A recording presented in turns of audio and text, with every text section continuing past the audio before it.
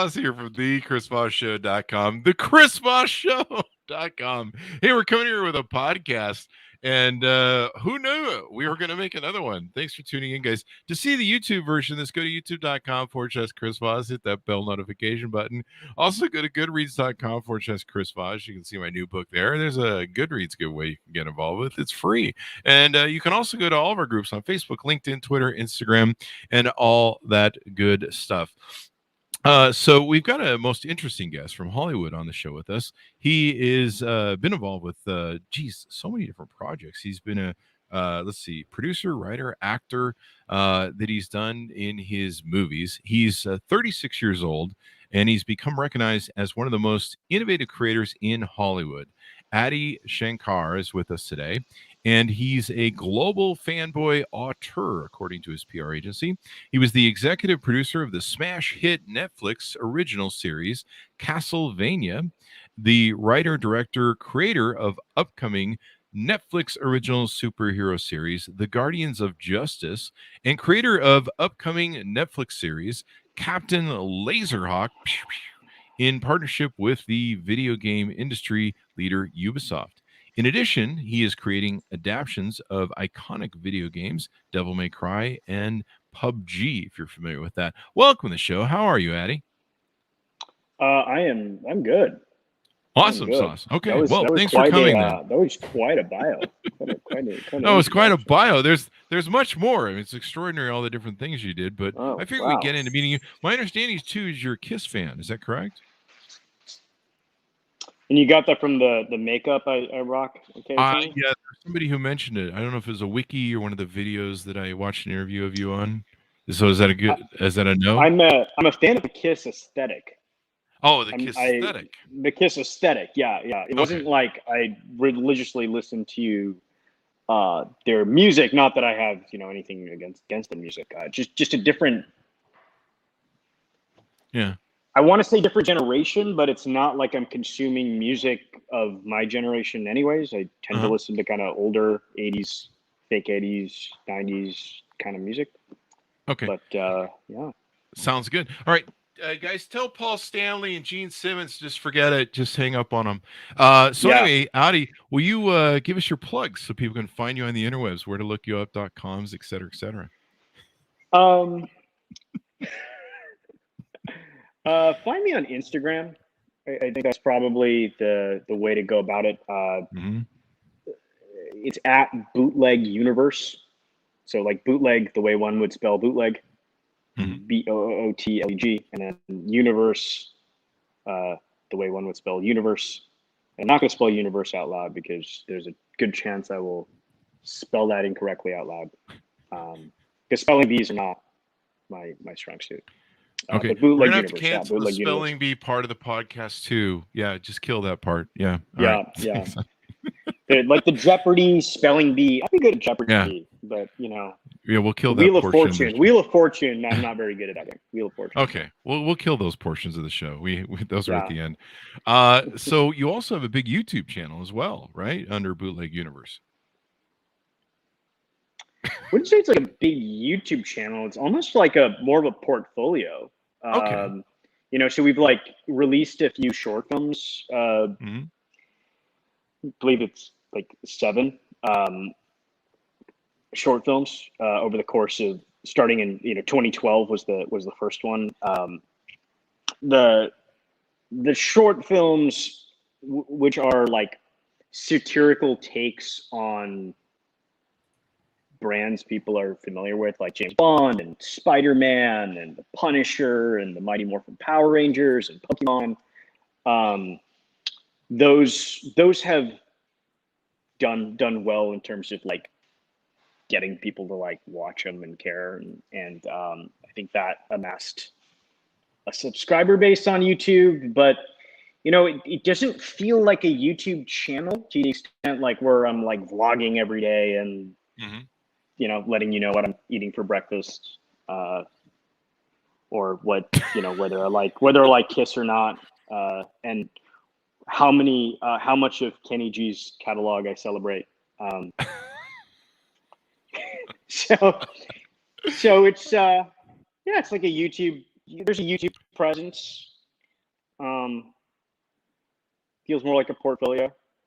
There you go. There you go. Well, there's a lot of great material on it. I mean, there's a lot of interesting stuff. So, for those people in the audience that may not know who you are, or maybe they've consumed some of your media, but they've never gotten a chance to get an in-depth thing of you, how would you describe yourself? Because you're like you seem like a jack of all trades, like a Renaissance man. You seem to be into everything. What would you describe yourself, or describe to people who might go, "Who is this gentleman?" I struggled with that question for such a long time, because even just the way you asked, right? Like who are you? And then even if you start like reducing who you are into things you've made or things that you've been a part of that got recognition. I mean, I'm definitely more than a career. That's one of the things I've been processing over the last several years. I had success like at a super young age, like in my early 20s, and all of a sudden, as I was growing up, like I just defined my entire reality and my sense of self by these things that were successful in the ecosystem, and that became my identity. So this is a long preamble of saying Adi Shankar is a more complex, well-rounded person than a series of projects. That said, I have come to define myself as an artist.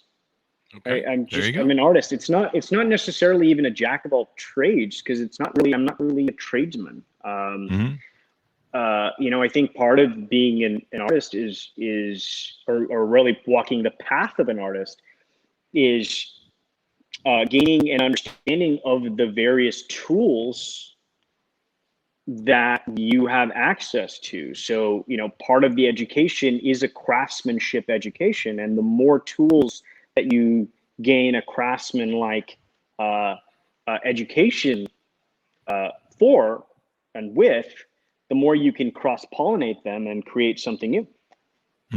That's a great answer. That's you segued just beautifully into that whole thing. So give us an idea of how you started in life and how you got to where you are. Give us I believe you grew up in India. Is that correct? Partially, yeah. I was born in India and lived there for 5 years. But again, India is a big country. It's like so diverse. So even within the construct of India, before I was 5, we lived in Calcutta, where I was born, which is in the middle of India. We lived in Madras, which is the south of India, completely different culture. A different language. I mean, different language too, right? When you talk to the South of America, like, yeah, there's a different accent and there may be different customs, but everyone's still speaking English. When you go to the south of India, like that's a different language. It's Tamil, right? And then we moved to the north of India, Bombay, Mumbai. That's like the big city. Then we moved to Hong Kong. There was more moving. There was a stint in Singapore, and it just gets more and more complex and convoluted from there. I moved to America when I was 16 by myself.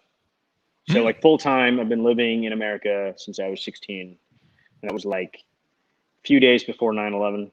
That was like 2001. Wow. Yeah. Did you move to New York when you did? Were you in New York? Rhode Island. Oh, wow. So very close. Wow. Yeah. Very close. Yeah. Yeah. Interesting time. We just reflected on that. So do you think going through a lot of the cultural changes and exposures that you did shaped your artistry? Absolutely. Or influenced it? It definitely gave me absolutely. Gave me that outsider's perspective. But this is maybe just my experience. The world, the more I traveled as a kid, right? And when you're a kid, things are a little different because things aren't like stable and static, right? You don't really know what else is going on in the world. Like I didn't know that we weren't living in a virtual reality simulation. Like when I was a little kid, like I had no idea that like, hey, when I leave the room, does everyone stop moving? Like like you ask, or at least I asked those questions, and I wondered those things constantly. I still wonder those things, but for sure, the moving influenced my point of view, and I feel like the point of view is ultimately what's transmuted and conveyed and imprinted into the art, right? Mm-hmm. But as an example, as just one example of this, I felt like the world was like a sci-fi dystopia. Like every time I would watch a sci-fi movie, even like an old one, like where there was like an old one like Logan's Run or something like Gattaca, which was I was like, this is pretty much the world we live in. And you see that more. Maybe I got a deeper and deeper understanding of that the more I moved, because you see how societies are structured, and you see how like different societies have different value systems, and those value systems promote different types of people. They subjugate other types of people, and different societies have different incentive structures, and those incentive structures manifest different modalities. That's the best way to, I guess, say it. And yeah. Would you say that moving around gave you kind of a 3D sort of a top-down look at things, at these different things as you'd move around to different cultures and influences, and that's kind of what gave you that ability to look at them from some kind of outside the box? Absolutely. 150,000%. And also when you're doing that as a kid, right, it's not like for my parents, it was a different experience, because they were from India, they existed from India, and then there were Indian people moving. For me, I wasn't like a formed being yet, right? I wasn't a formed being with a sense of identity. So my identity isn't, oh, I'm an Indian dude from India now moving to Hong Kong. I'm like, my identity is like someone who has moved to this place that, even as I was moving there, was in a state of transition, right? Because it was a British colony being handed over to China and like that. So it wasn't a linear path in terms of like self-definition. Mm-hmm. Interesting. So when you come to America at 16, what pathway leads you to Hollywood? I really liked professional wrestling. That's kind of why one of the reasons I wanted to move to America. There was a movie called The Wizard. I highly doubt you've heard of this movie. It's called The Wizard. If you're a millennial, it's like a classic, but it stars Fred Savage. So I saw The Wizard and I was like, I want to go wherever that movie's set, and that happened to be America. And professional wrestling, I was like, this is awesome. I want to go to a place where this exists and people like this walk around. Did you want to be a wrestler? Yeah. Oh, wow. There you go. So what dissuaded you from finally achieving your dream? I mean, look, I think our dreams are like kind of in flux, right? Like,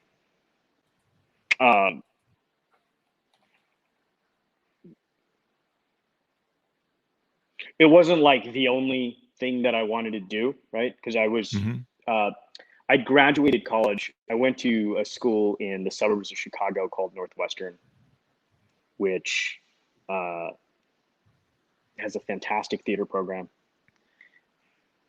I graduated like a quarter early, 2 quarters early, if I recall. And I was like, I'm going to go learn something. I'm going to go learn a craft. Actually, it was actually supposed to be learning a craft. I didn't define it in those terms. My people around me thought I'd gone a little crazy, and I narrowed it down to 3 things. So again, I'm like 22 at the time, Mhm. The first was there was a sandwich shop, like sandwiches, called Pita Pete's. And I was obsessed with these sandwiches. I went there every day, and I got to know the owner, this guy named Pete of the Pita Pete, the Pete in the Pita Pete, Pete. There you go. And I was like, I want to work in a sandwich shop to figure out how you make these things so awesome. That was one option. The second option was like enroll in some wrestling school. Mm-hmm. And the third was enroll in improv school. Mm-hmm. And, I ended up going with the improv school because There you go. it was the most linear and I knew how to get there. And the sandwich dude, Pete, sat me down. He's like, look, dude, you're a smart kid. I'll explain to you in like half an hour how to do this. You don't need to work here. I'm like, oh, okay. So I took Pete's, secret recipe with me and, Mm-hmm. and joking. And I enrolled in improv school, and I was hooked on improv for, Mm-hmm. for What was the a period of aspect you time. liked about it? Entertaining other people. What was it that really hooked you on improv and acting? So you know how I speak. I'm guessing you're probably going, hey, this guy's kind of eloquent, right? You're asking me questions and I'm answering them, and I'm not Mhm. giving you kind of like basic answers, right? Yeah. Like I'm kind of going into it, right? You're very Like my interesting. entire turn, right?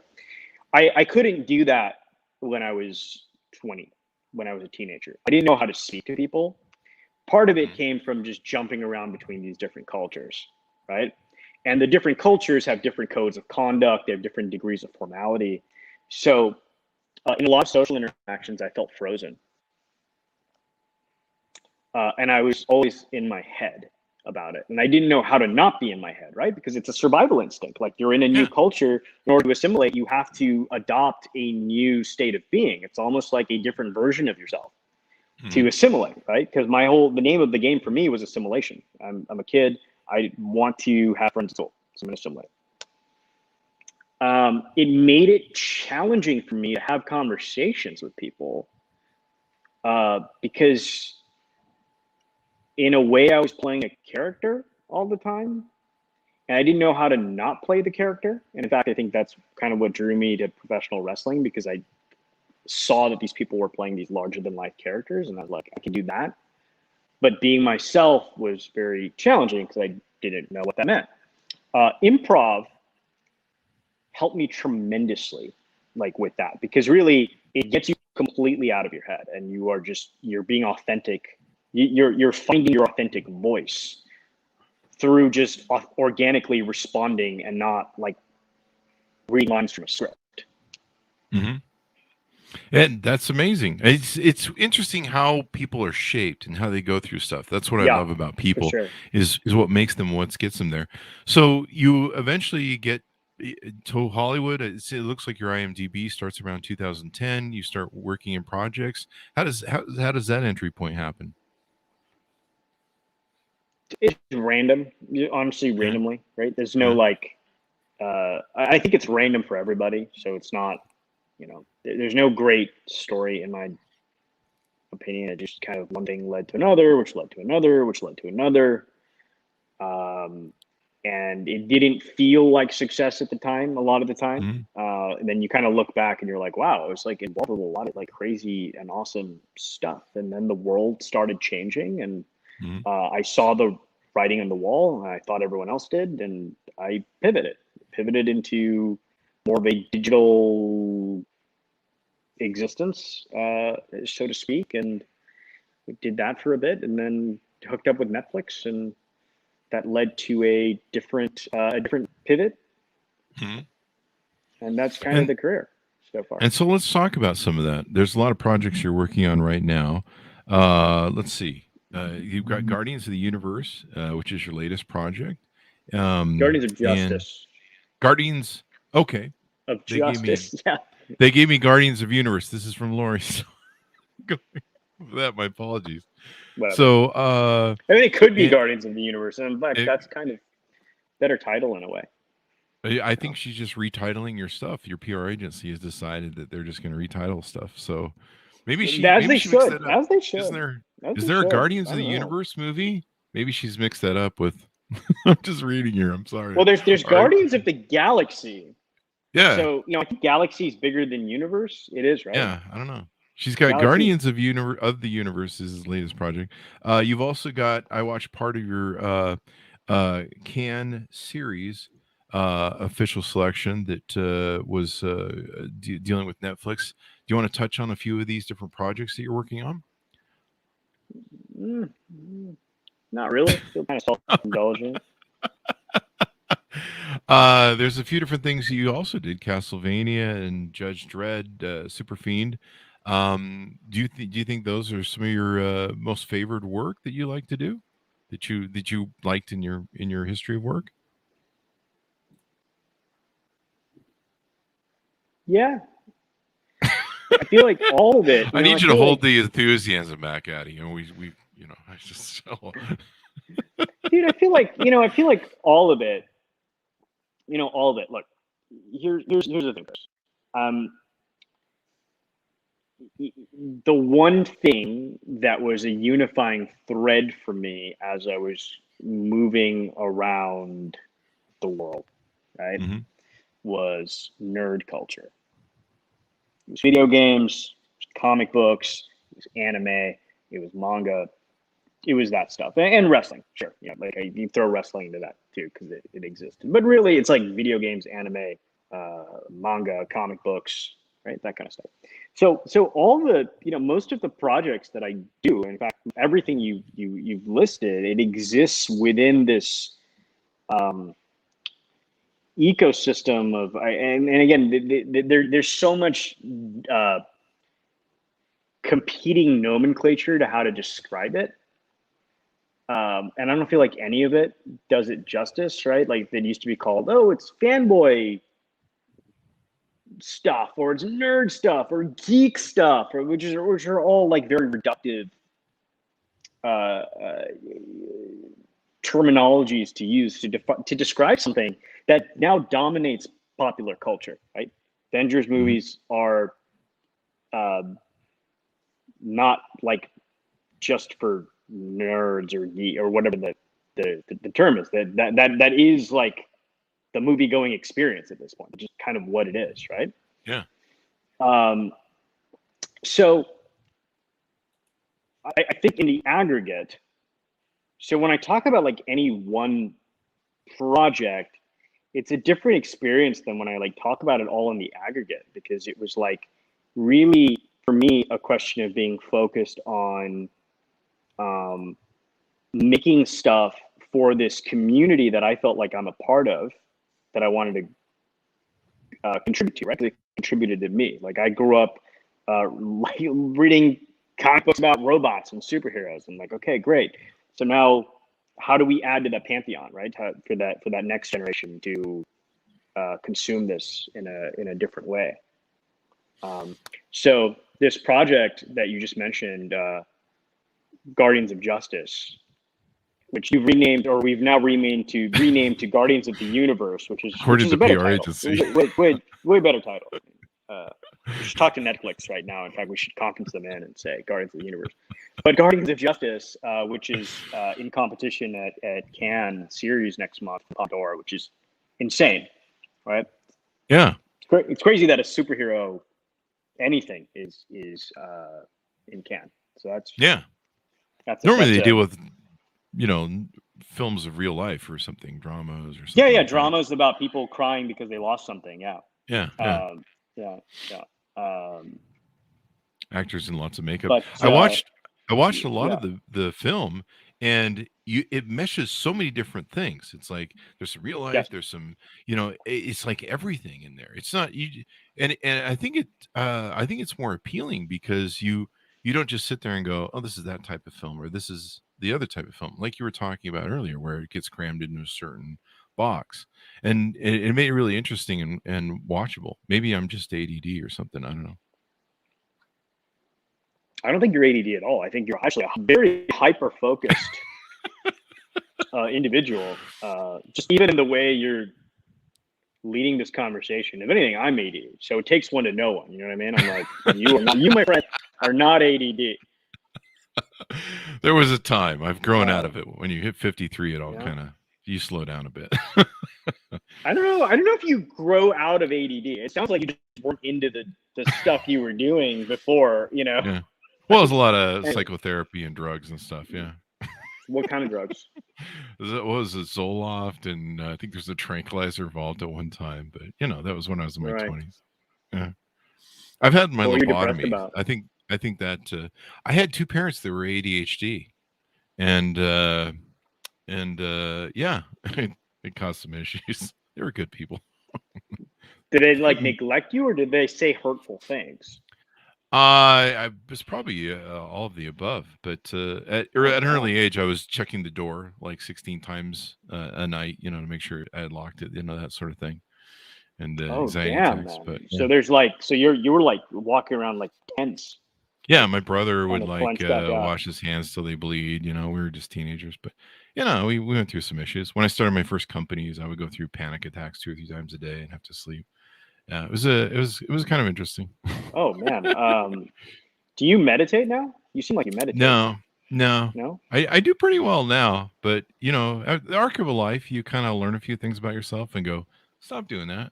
But there's still a little bit of the madman back in there. It's just when I do interviews, I'm all about you.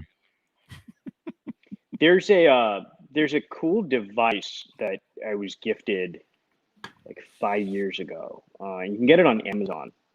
And I'm no way affiliated with this device rather, but it's called a mind spa, like mind, how one spells mind, M-I-N-D, and spa, the way one spells spa.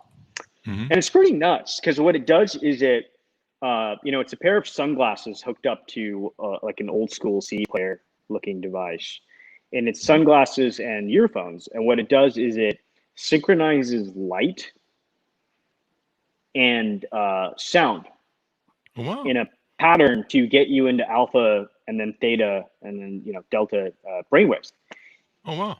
And yeah, and it's like, so if you have like anxiety or some sort of manifestation of anxiety, which is like a panic attack or some nervous tick, or you can't relax the mind, it all just comes with like relaxing the nerves, right? And then reprogramming that way.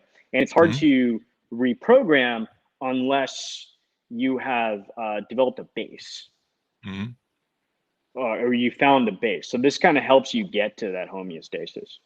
I took a look at that on Amazon real quick. It's pretty cool. So do you find that helps with your ADD?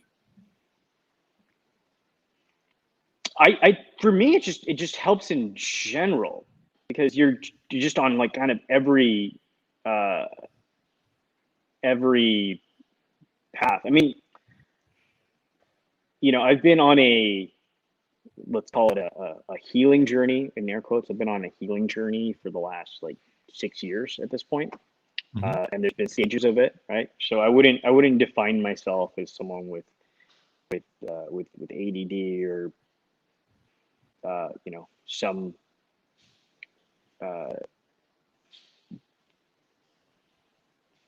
something like that.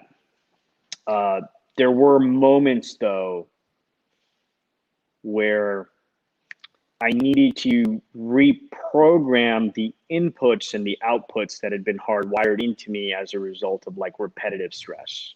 Do you feel that comes out through your mind's eye and your artwork? And I mean, like when I watched the Netflix Cans movie that they sent us, there's a lot of different things going on, very fast, very speedy, different scenes, different setups. Do you think that maybe that's a feature of your artistry? Yeah, influence? I think. Well, I feel like if you spend time with me, there's like a lot going on. Yeah. And I feel like now it's kind of more contained. It's more under control. Like I'm navigating the car, the ship, the plane, versus before it didn't always feel that way. It felt like I was an observer in a tornado of my own doing. But it totally does manifest in the stuff that comes out because there's like so much that happens, so much. There's like a tone and a rhythm and whatnot. that definitely is a byproduct of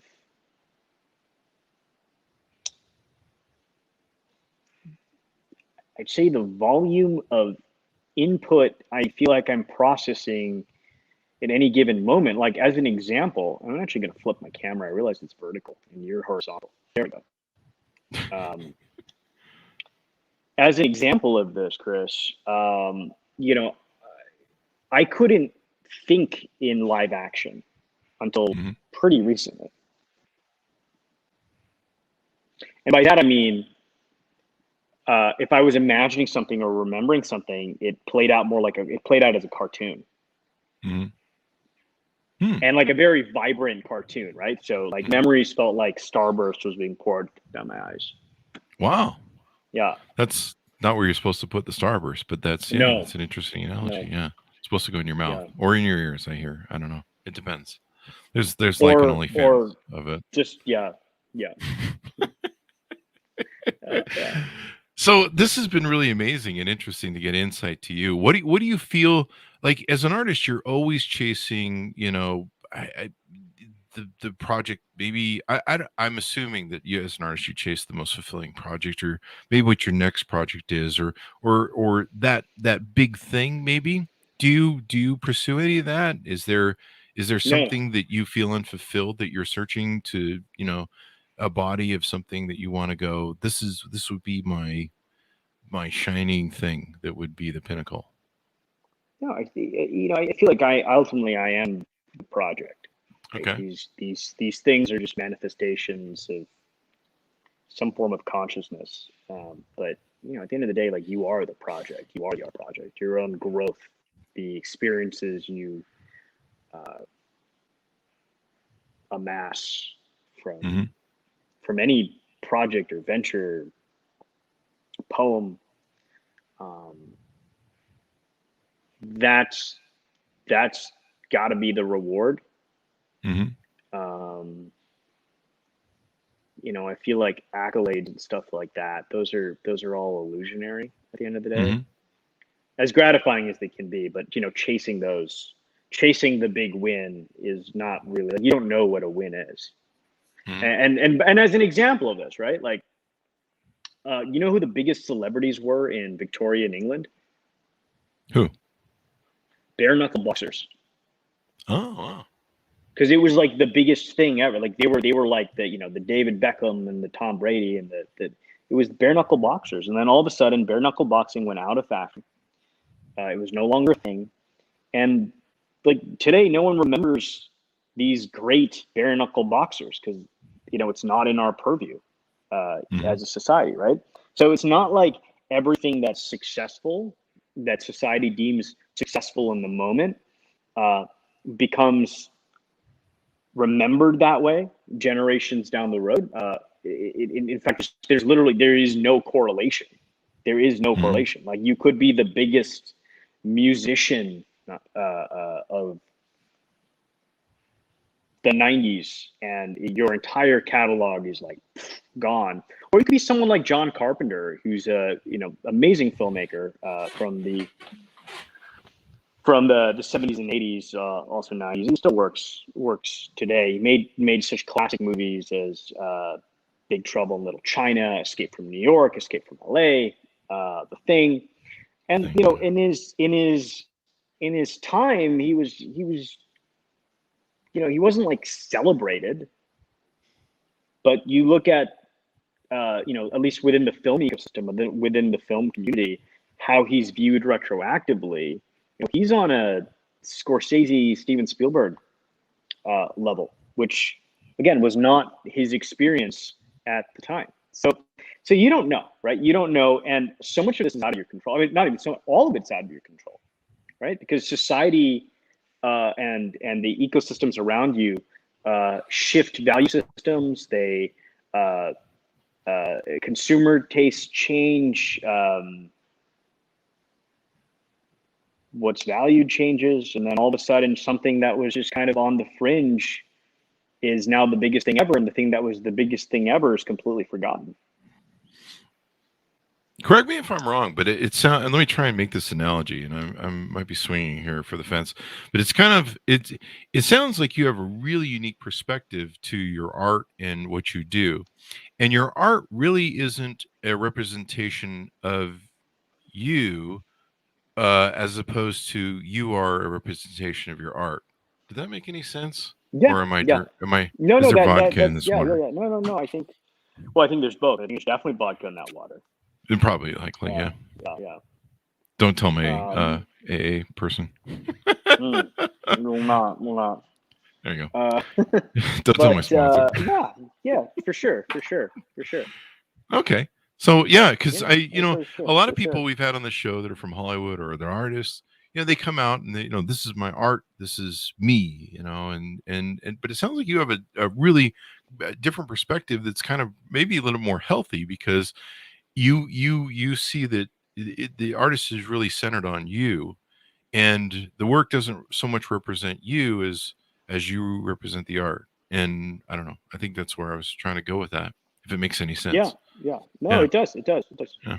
Look, I think all of this makes sense. That's the beauty of it, right? Because you can Yeah. deconstruct it and look at it in a multitude of ways. And I think the beauty ultimately comes down to the fact that like there is no one perspective. hmm So There if you is no could one do, perspective. any project, carte blanche, Netflix, Hollywood, whatever you wanted to do, what would be your like dream project? Do you have a dream project, or is there a? Dude, and again, I say this with complete humility and gratitude and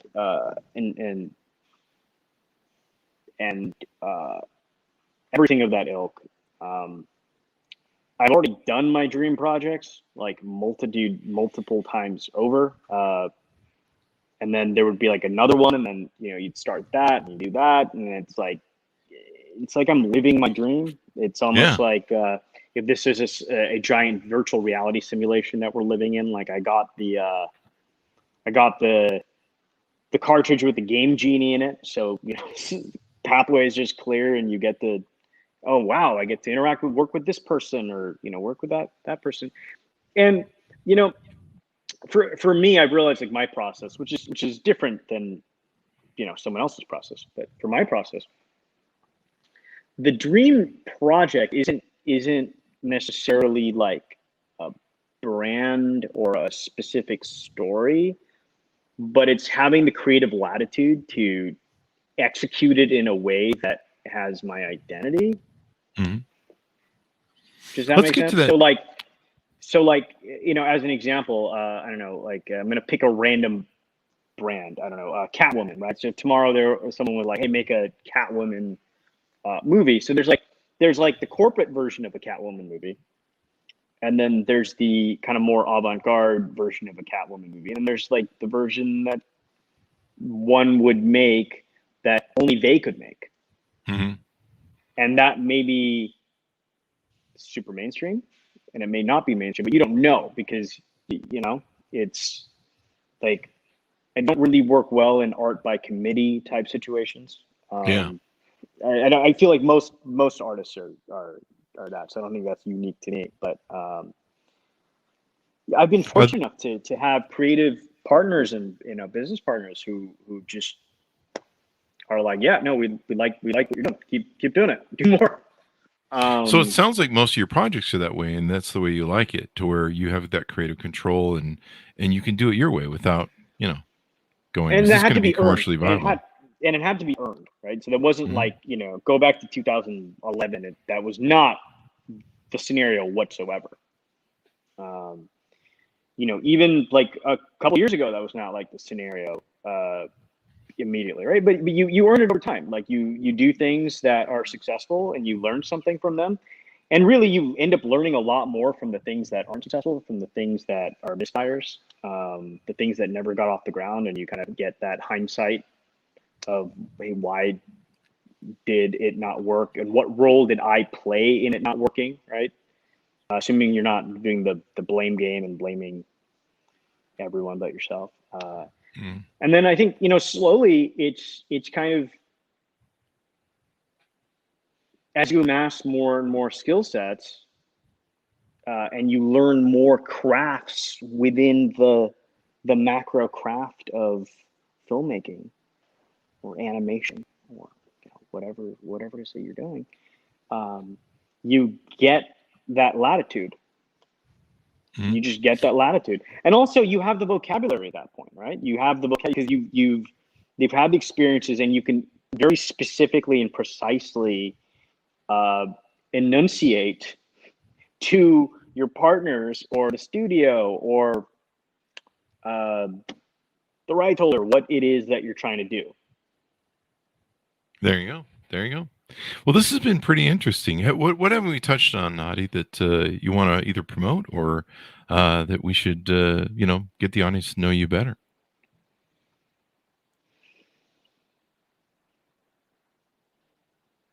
I don't know. Follow me on Instagram.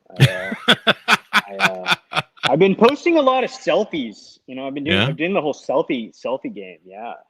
Yeah. I'm really digging the selfie game. It's like I didn't think I'd be a selfie person, but I'm come around. So it's at BOOTLEG Universe, kind of one word, BOOTLEG Universe on Instagram. You should follow me.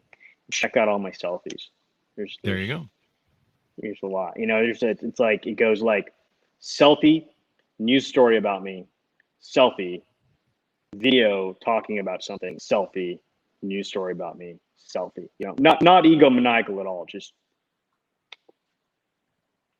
the one thing I noticed in looking at your Instagram and other media was there's a lot of different genres that you encase. Like we talked about the Kiss. I think you had the star face that I saw from, I think it was Ace Frehley's. Was it Ace Frehley or Paul Stanley? That was the star face.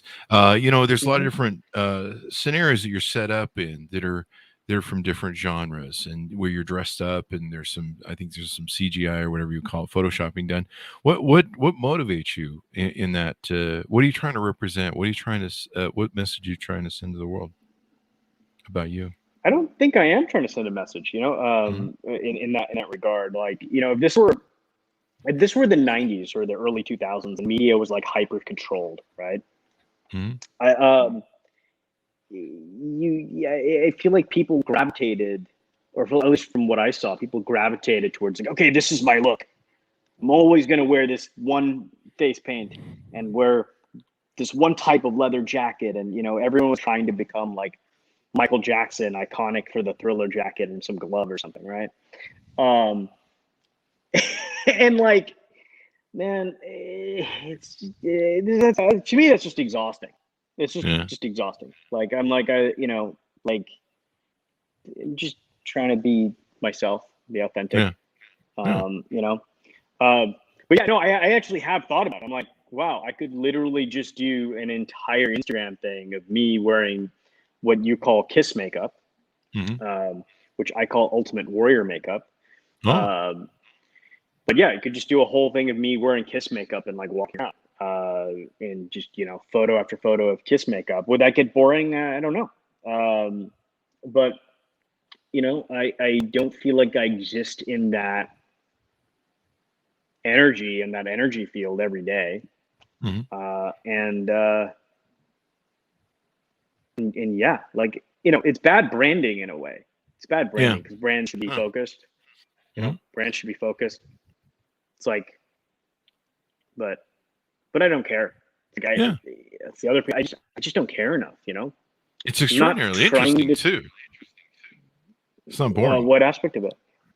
Well, it's interesting because it's different. It's not the same thing. Like you go, oh, well, this is completely different. Oh, wow. And you examine it, where if you just appear the same way every time, you're just like, well, that's just Batman again or whatever, Right. Yeah. And as you look at the arc of our interview and conversation of you growing up and being subjected to so many different cultures and moving about and having that experience change you can see that reflected in, I think, in your art, in how you do it and deliver it. And then of course we're doing the same thing on Instagram with your looks and different variations. You were being you. Yeah And you're not letting people stick you in a box, and you're not sticking yourself in a box. Yeah, for sure. So there you go. For sure. That's awesome. So anything you want to touch on? Give us your .coms as we go out. I don't have any .coms. Just the Instagram. just follow me on Instagram. I mean, there's a Facebook that I use sometimes, but just go follow me on Instagram. Yeah. And check out all of your new projects. Of course, there's the Cans Netflix project, and I'll ask the PR agency what name we're naming it. So no. We've already decided. It's no longer. We decided is this Guardians the of the Universe? Okay. All right. Well, the Guardian. That's it's going with it. All right. That's what we're going with, right? Netflix is just going to have to make some changes. I mean, you're going to have to. You're the boss. Well, not me. It's Lori. Yeah, no. So it will. I mean, I think the universe. I don't think it's just you. I think this is actually the universe deciding. It's probably some sort of sign. Yeah, it's some sort of cosmic entity that's bestowing us with ancient wisdom. Yeah. As to the. Who knew that email typos could be that powerful? Exactly. So, Guardians of Justice. It plays. It's going to play at Cannes next month, which I think we've already touched, and then it'll be out at Netflix at some point. There you go. Which I cannot say when, and then I'm a work in progress, man. There you go. Well, keep it up. We'll be excited to see what comes out of you in the future. And the great work has been there. And I love your perspective on everything. I think that's one of the most engaging things that people are going to get from this interview. They're going to go, wow, this is really cool. So thank you very much for being on our show. We really appreciate it. Thank you for having me. Thank you. Thank you. And thanks, Amonis, for tuning in. Go to youtube.com/Chris Voss. Hit that bell notification button. Go to goodreads.com/Chris Voss and see us on Facebook, LinkedIn, Twitter, and all those different places. Thanks for everyone coming by, and we'll see you guys next time.